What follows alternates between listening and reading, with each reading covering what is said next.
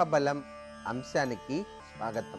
వాస్తు శాస్త్రరీత్యా పునాది త్రవ్వకాల నుంచి గోడ కట్టేటువంటి విధి విధానం వరకు కూడాను నిర్మాణాత్మక చర్యల్లో మనం పాటించవలసిన ముఖ్యమైనటువంటి విశేషాంశాలు ఒక్కసారి అవగాహన చేసుకోవటం చాలా అవసరం.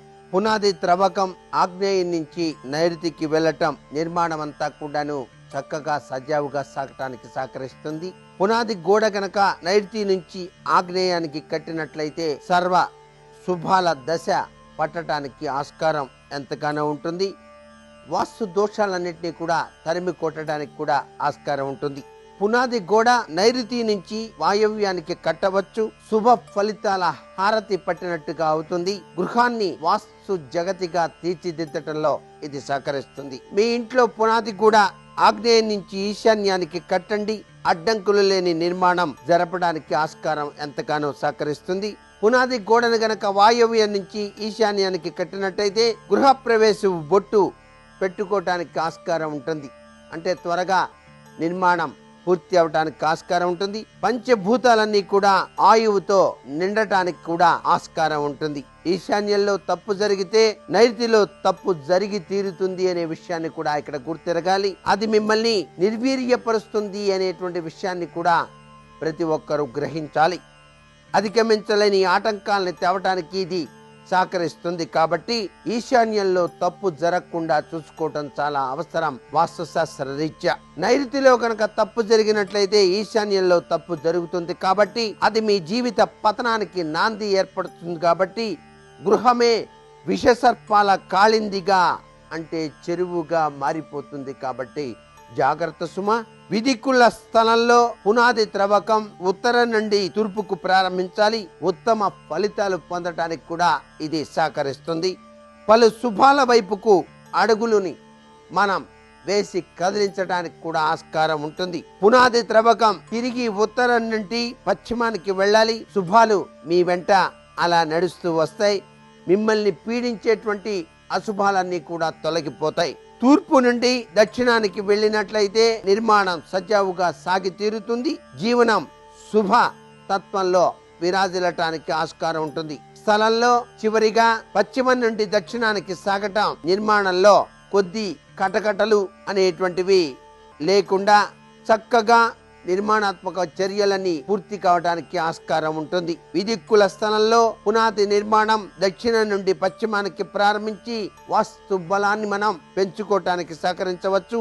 అప్పుడే అన్ని విధాలా మనం రక్షించబడతాం అనే విషయాన్ని గుర్తెరగాలి. విదిక్కుల స్థలంలో పునాది నిర్మాణం దక్షిణం నుండి తూర్పుకు జరగాలి. ఇవన్నీ కూడా వాస్తు శాస్త్రంలో చక్కగా చెప్పారు. విదిక్కుల స్థలంలో పునాది నిర్మాణం పశ్చిమం నుండి ఉత్తరానికి కొనసాగినట్లయితే ఆనందంగా నిర్మాణం సాగుతుంది అని చెప్పేసి కూడా గుర్తెరగాలి. విదిక్కుల స్థలంలో పునాది నిర్మాణం చేసేటప్పుడు తూర్పు నుంచి ఉత్తరానికి ముగింపు చెప్పాలి. ఇది శుభకర ఫలితాలకు నాంది పలుకుతుంది అని గుర్తుపెట్టుకోవాలి. ఇంటిలోని వారు 3 నెలల పైన గర్భవతిగా ఉన్నప్పుడు మార్పులు గాని నిర్మాణాలు గాని ఎటువంటివి కూడా చేయరాదు.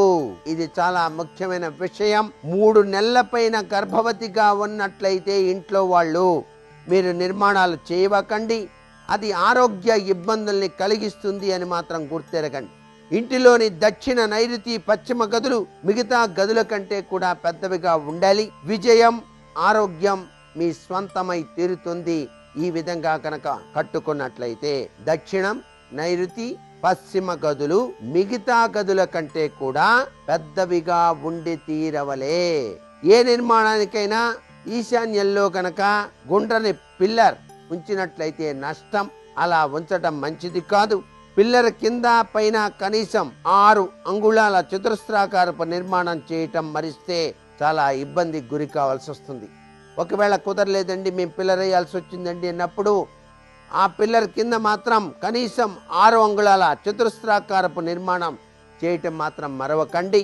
ఇంటి నిర్మాణం చేసేటప్పుడు సిమెంటు స్టీలు మొదలైనటువంటివి నిల్వ ఉండేటువంటి తాత్కాలికంగా ఏర్పాటు చేసేటువంటి గది నైరుతి తూర్పు ఆగ్నేయం ఉత్తర వాయవ్యాల్లో చేసినట్లయితే నిర్మాణం త్వరగా పూర్తి కావటానికి శుభ ఫలితాల్ని మీరు పొందటానికి ఆస్కారం ఎంతైనా ఉంటుంది సుమా.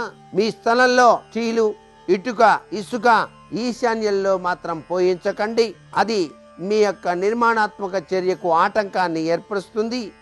మీ కుటుంబంలో కూడాను కించిత్తు ఆవేదనలు వచ్చి తీరతాయి. అందుచేత నిర్మాణం చేసేటప్పుడు స్థలాలలో చీలు కానివ్వండి, ఇటుక కానివ్వండి, ఇసుక కానివ్వండి, ఈశాన్యంలో ఎటువంటి పరిస్థితుల్లో కూడాను పోయరాదు అనేటువంటి విషయాన్ని గుర్తెరగాలి ఇక్కడ.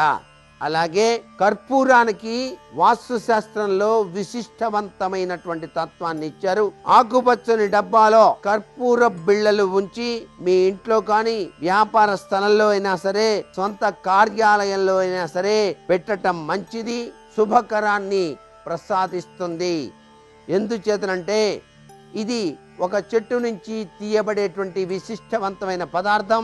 దీనికి ప్రత్యేకవంతమైనటువంటి మహిమలు ఉన్నట్లుగా కూడా రుజువు గావించబడింది.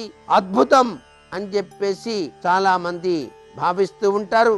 అంతేకాకుండా సాధారణంగా దీనికి విశిష్ట శక్తి ఉంది కాబట్లే కోట్ల దుర్గంధపూరిత అణువులు నిలువునా కూడా భస్మం చేసేటువంటి శక్తి కర్పూర బిళ్ళలో ఉన్నది. అందుకనే మనం కర్పూరం అనేటువంటిది తప్పనిసరిగా వాడతాం. వాతావరణ పరిశుభ్రత ఇది బాగా సహకరిస్తుంది. కాబట్టి ఇంత గొప్ప విశేషాంశం కేవలం కర్పూర బిళ్ళల్లో దాగిన పరమార్థంగా గుర్తెరగాలి. నిత్యం మీరు దీపారాధన చేసి పూజ అంతా అయిపోయిన తర్వాత కర్పూరం వెలిగించి ఆ కర్పూరం కాస్త ముద్ద కర్పూరం మీరు ఆ యొక్క హారతిని ఇల్లంతా కూడా గనక అలా తిప్పినట్లయితే విశిష్టవంతమైన అదృష్ట ప్రభావం మీ ఇంటిల్లిపాదికి కూడా కలిగి తీరుతుంది అని చెప్పడంలో ఏమాత్రం తప్పు లేదు. ఇంటిని పరిశుభ్రం చేసేటువంటి సమయంలో మీరు ఇల్లు తుడిచేటువంటి విధి విధానంలో ఆ నీటిలో పొడి చేసినటువంటి కర్పూరాన్ని కొద్దిగా కలిపి మీ ఇంటిని గనక తుడిపించినట్లయితే క్రిమి కీటక దోషాలన్నీ పటాపంచలైపోవటమే కాకుండా ఆ ఇంటిలోనికి అద్భుతవంతమైన శక్తి పుంజాలు రావటానికి ఆస్కారం ఉంది.